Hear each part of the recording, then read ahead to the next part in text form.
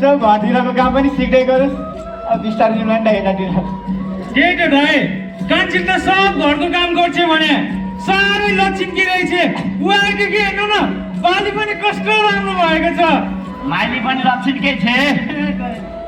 ए माइली कान्छी दुईटै लक्षितका परेछन् नि। त पनि छेस् क्या?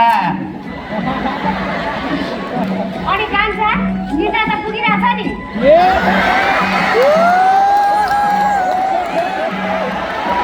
हेर हेर हेर तिम्रो राजेश काकी।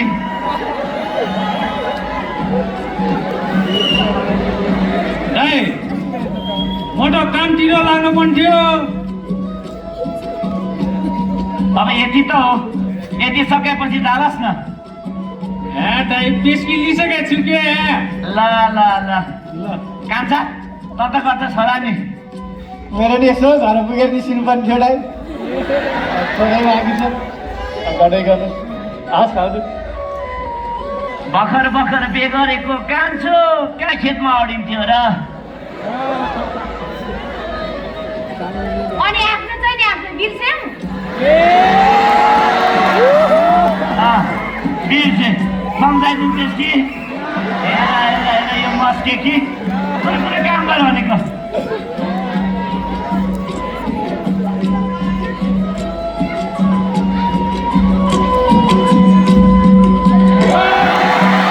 हेर न, अनि मान्छेले देख्यो भने के भन्छन् है?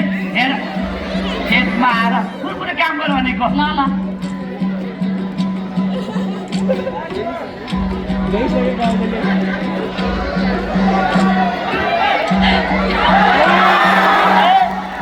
आँखामा पर्यो सबै। केही गर्दिनँ के गर्दिनँ ल अहिले केही गर्दिनँ ल।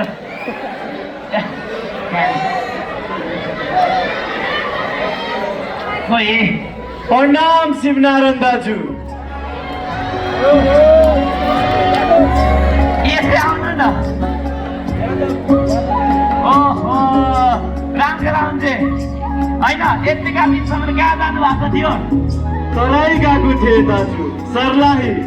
बिहे त भएको छैन नि? छैन छैन दाजु।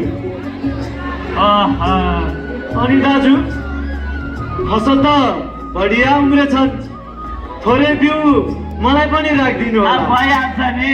अब तपाईँले दिएको आँप हेर्नु न, त्यत्रो भइसक्यो। अनि म यति बिउ दिँदिनँ त, तपाईँलाई दिइहाल्छु नि। हुन्छ दाजु।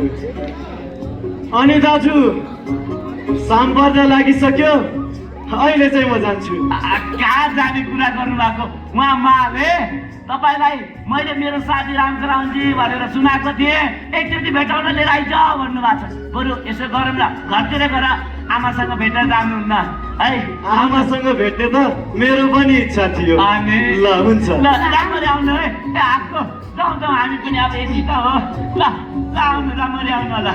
ल अनि घरमा सबैलाई सन्चै छ? सबैलाई सन्चै छ।